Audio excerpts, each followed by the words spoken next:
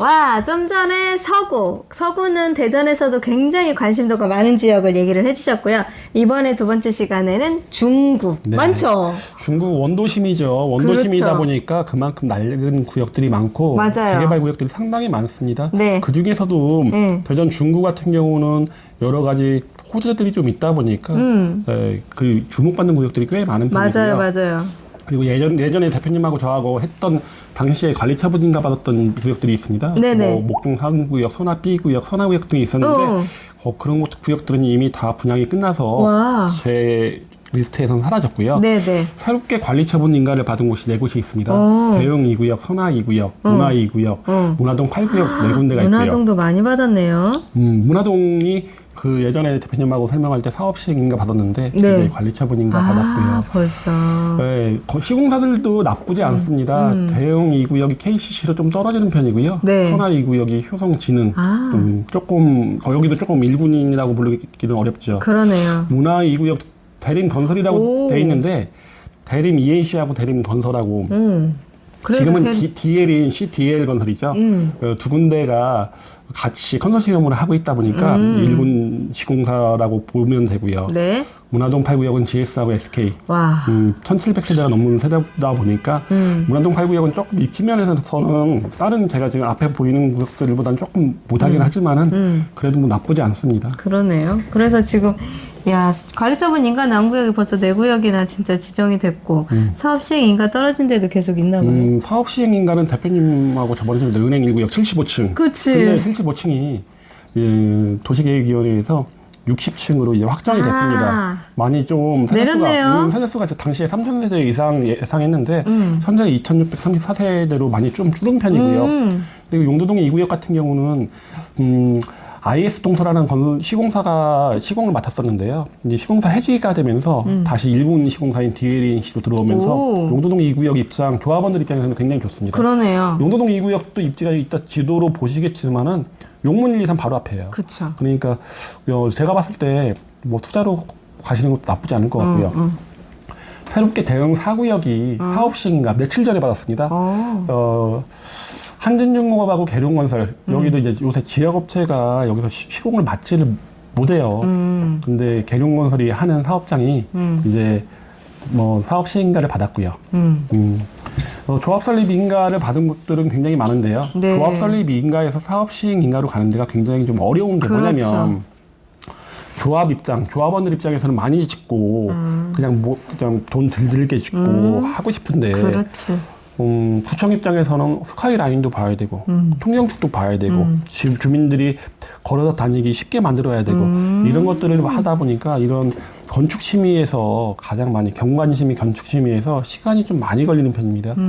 올 10월 달에 원래는 재개발 재건축도 통합심의로 인한 도시 및 중앙경비법에 개정을 한다고 했는데 아직은 개정 소식이 안 들려오지 않습니다. 조금 아쉬운 부분이죠. 맞아요. 이게 통합심의만 되면 시간이 제가 볼 때 획기적으로 줄 것 같은데 그러니까. 이게 좀 아쉽고요. 새롭게 오리동 1구역이 조합 설립이 됐고요.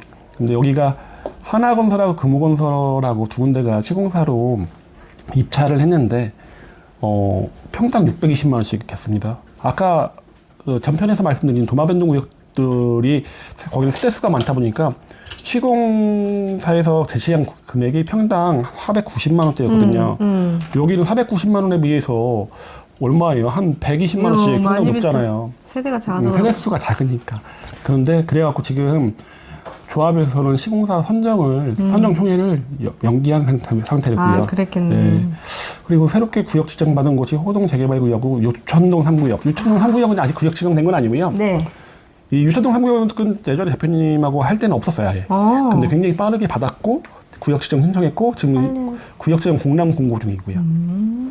그리고 구역 지정 신청한 곳들 용도동 3구역, 유천동 1구역, 산성동 1구역, 문창동 2구역, 또 뭐 선화 A, 중춘동 굉장히 많습니다. 문창 석교동 1구역 굉장히 많은데요. 다 이제 담지를 못했어요.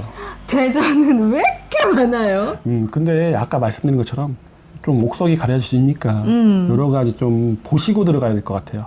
너무 작은 세대수 들어가는 거 별로 추천드리지 않고요. 그렇죠. 조합원 분담금이 너무 늘어나는 거예요. 그렇죠. 그리고 입지가 안 좋은 곳들, 이런 곳들 이제 내 지도로 다시 한번 말씀을 드릴 건데요.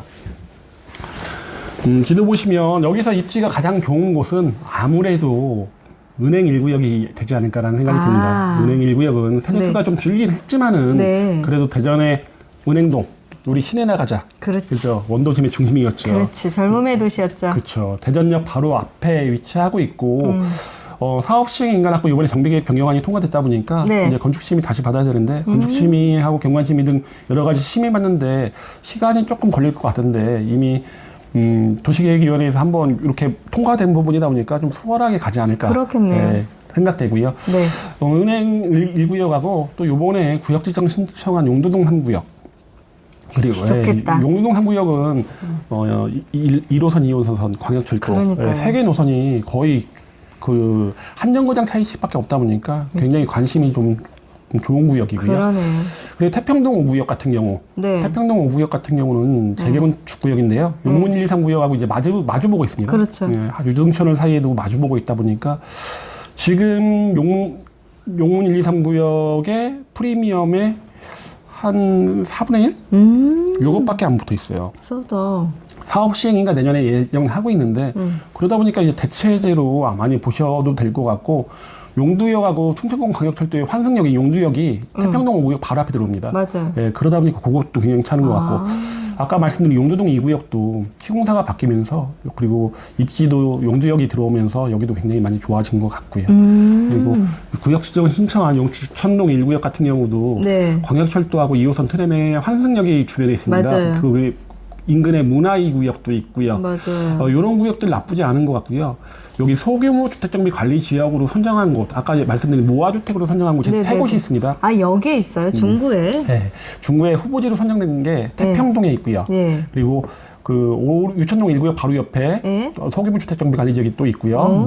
문화동 8구역 바로 옆에 또 소규모 주택정비 관리 지역 후보지로 선정된 곳이 세 군데가 있는데요. 네. 이런 구역들 좀 보시는 게 뭐냐면 재개발 재건축보다 속도가 굉장히 빠르다는 거. 그렇죠. 사업 일정이 많이 줄어드니까. 네. 그리고 예전에 이제 가로주택 정비 사업을 하면 이제 조합 설립 이인가 이후부터 이제 권리 산정 기준일이 지정되는데 이런 주택 정비 관리 지역 같은 경우는 정비 구역으로 지정되는 시점 이때 권리 산정일이 지정이 되다 보니까 이게 막 동의를 받고 있는데 막 신축이 늘어나면 사업이 안 돼요. 그렇죠. 이제 그런 부분에서 조금 장점이 좀 있다고 보고요.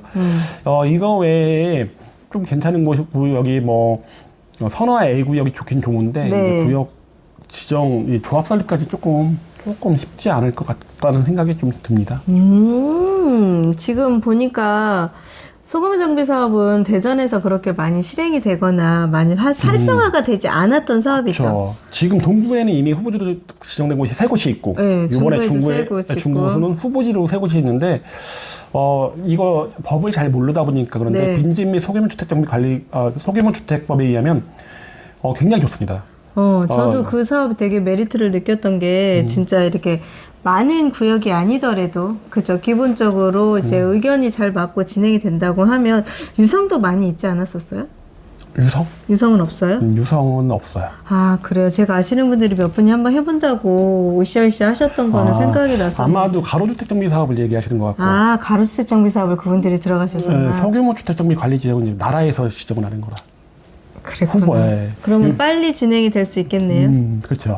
그러니까 지역이 더 낙후된 데로 갈 수밖에 없겠네요. 맞습니다. 그러니까 사업 시행을 제대로 할 수 없는 지역적 위주로. 유성구는 재개발 구역도 많지 않잖아요. 그렇죠. 워낙에 신도시다 보니까 네, 아무래도 중구나 동구가 많고 그 다음에 서구고. 그러면 지금 중구 쪽에도 지금 예전에는 저희들 다녔을 때는 학군이 굉장히 좋았었는데 그거는 변함없이 학군에 대한 영향력은 아무래도 학구는 둔산, 서구, 둔산, 서구가 우선 높고요. 그 다음에 유성구. 관평동이나 전민동을 중심으로 하는 쪽으로. 그쪽이 높고 네. 그 다음에 여기가 높은 거는